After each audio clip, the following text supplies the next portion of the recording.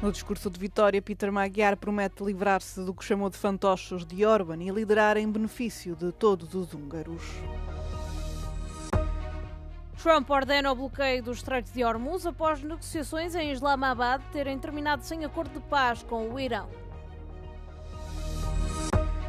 Rússia e Ucrânia acusam-se mutuamente de violar o cessar-fogo de 36 horas da Páscoa Ortodoxa.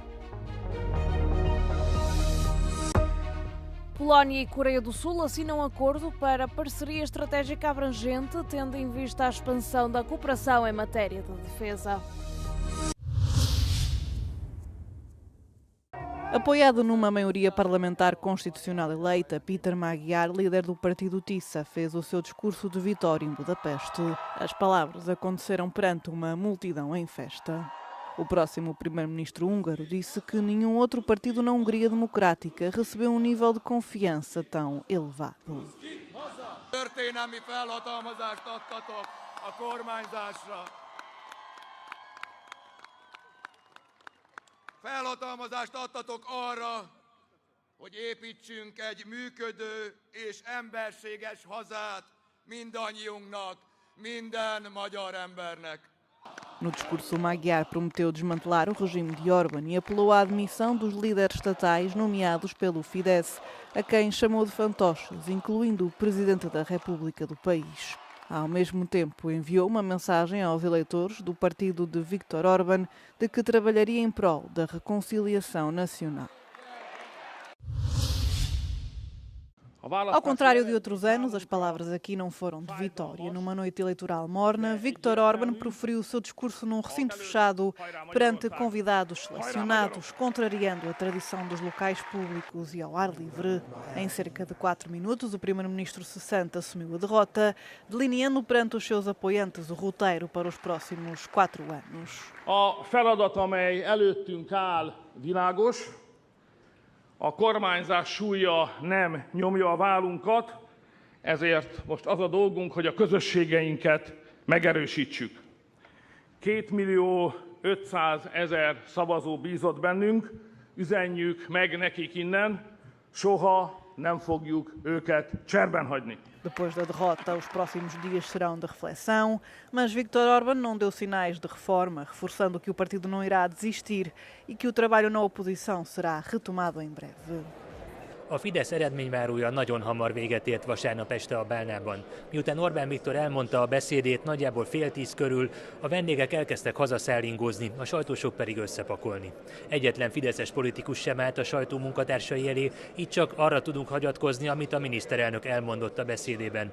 Orbán Viktor elismerte a vereségét, de nem úgy tűnik, hogy befejezné politikai pályafutását. Azt ígérte, hogy ellenzékben is harcosan politizálni fog és képviselni fogja a rászavazókat. Magyar Ádám, Euronews, Budapest. A vitória do partido TISA, com 2/3 dos votos em Budapeste, foi recebida com alegria e festejos. Entre os jovens que celebravam no centro da cidade, alguns renderam-se imediatamente ao clima de festa, enquanto outros continuaram a contar os votos, mesmo depois dos resultados terem sido divulgados.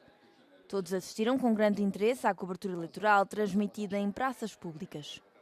Um eleitor que votou pela primeira vez disse que se vai lembrar para sempre do momento em que ele e os seus amigos se perceberam que a oposição tinha vencido. Nekem ennyien szülinapomon nem szoktak írni, úgyhogy lehet a Magyarország szülinapja többieknek fontosabb, mint az enyém, de rengetegen írtak. Volt, aki mondta, hogy nem lát a könnyeitől, megértem, úgyhogy igen, szerintem mindenki érzi ezt most.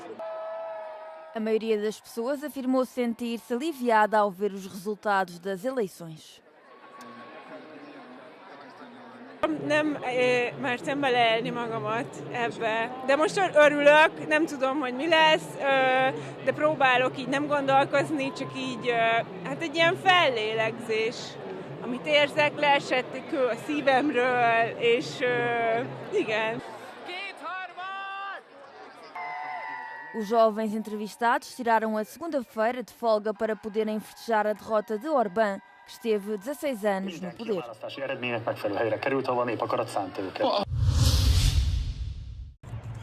Donald Trump anunciou que os Estados Unidos vão dar início ao processo de bloqueio de todos os navios que tentem entrar ou sair do Estreito de Hormuz após não terem conseguido chegar a acordo com o Irão no final das negociações em Islamabad, no Paquistão. Segundo J.D. Vance, o Irão recusou comprometer-se a não desenvolver uma arma nuclear. The bad news is that we have not reached an agreement, and I think that's bad news for Iran much more than it's bad news for the United States of America. So we go back to the United States having not come to an agreement. We've made very clear what our red lines are, what things we're willing to accommodate them on, and what things we're not willing to accommodate them on.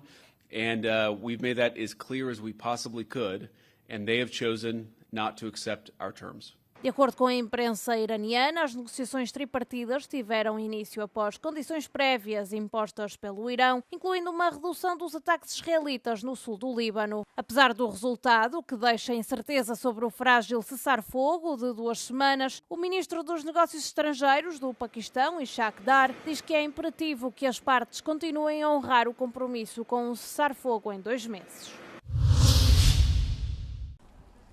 Tanto a Ucrânia como a Rússia acusaram-se mutuamente de violar o cessar-fogo da Páscoa anunciado pelo presidente Vladimir Putin, que teve início na tarde de sábado e deveria prolongar-se até ao final deste domingo. O presidente ucraniano Volodymyr Zelensky afirmou que a Ucrânia também respeitaria o cessar-fogo de 36 horas a menos que este fosse violado. No domingo, as Forças Armadas ucranianas afirmaram que a Rússia tinha violado o cessar-fogo 2.299 vezes, incluindo bombardeamentos e ataques com pequenos drones. Na região de Kharkiv, 2 pessoas ficaram feridas na sequência de um ataque russo que provocou um incêndio num mini-mercado, informou o Serviço de Emergência da Ucrânia. Entretanto, a Rússia afirmou que a Ucrânia tinha violado o cessar-fogo 1.971 vezes, incluindo com ataques com drones. O chefe da região russa de Belgorod afirmou que 2 pessoas tinham sido mortas num ataque ucraniano no sábado. Apesar da violação do cessar-fogo, milhares reuniram-se para celebrar a Páscoa Ortodoxa este domingo. A Polónia e a Coreia do Sul concordaram na segunda-feira em elevar a relação bilateral entre os 2 países a uma parceria estratégica abrangente. O primeiro-ministro da Polónia, Donald Tusk, esteve em Seul para uma cimeira com o presidente Lee Jae-myung. Tusk e Lee discutiram um vasto conjunto de questões, com o foco principal na expansão da cooperação em matéria de defesa. A Polónia e a Coreia do Sul estão prestes a intensificar a cooperação na indústria da defesa ao abrigo de um acordo-quadro no valor de 44 mil milhões de dólares, assinado em julho de 2022. Lee afirmou que esta parceria se estende para além da venda de armas, incluindo a produção conjunta, a transferência de tecnologia e a formação. Tusk descreveu a Coreia do Sul como o aliado mais importante da Polónia depois dos Estados Unidos, especialmente na indústria da defesa.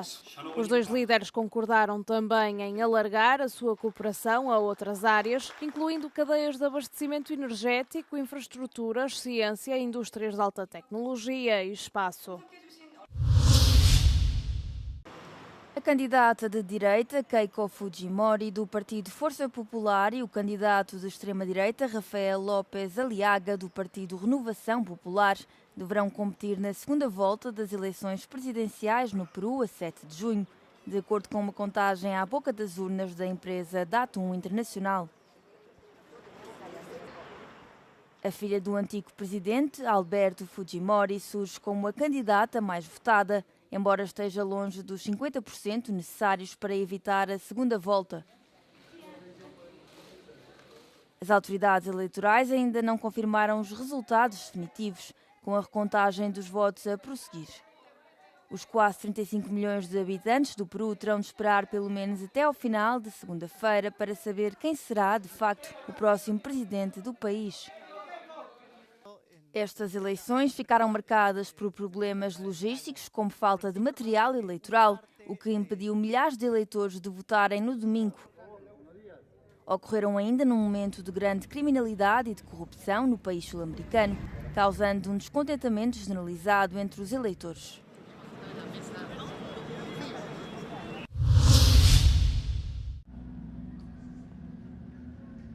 De que casa és? É a pergunta feita pela artista plástica e realizadora Ana Pérez Quiroga, que dá nome ao documentário que tem como figura central a mãe.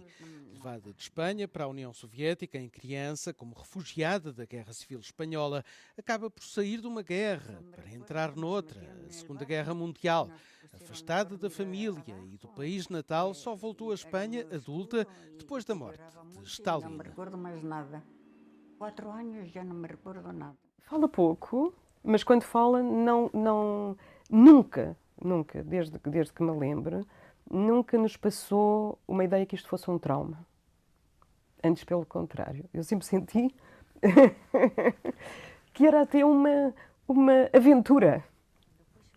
E eu falo disso no filme. Eu sempre achei que aquilo era uma grande aventura. Anos. Eu dije, el tempo de la guerra, com tantas bombas e todos putés. O passar do tempo, a relação entre mãe e filha e o sentimento de pertença aos vários lugares e culturas por que passou a mãe Diana são temas sempre presentes no filme. As vindimas na casa de família servem aqui de metáfora. O filme fala de uma coisa que é o tempo. E por isso nós filmámos 2 vindimas, 2 anos seguidos de vindimas. E esse tempo cronológico interessa-me, que se perceba que o filme tem a ver com essa ideia de tempo. Mas também tem a ideia que está subjacente, que é também a fratura, não é? A quem pertencemos e em termos de identidade. De que casa eres? De que casa és? Teve a estreia mundial no Festival de Documentário de Tessalónica no ano passado e chega aos ecrãs de várias cidades portuguesas na quinta-feira, dia 16 de abril.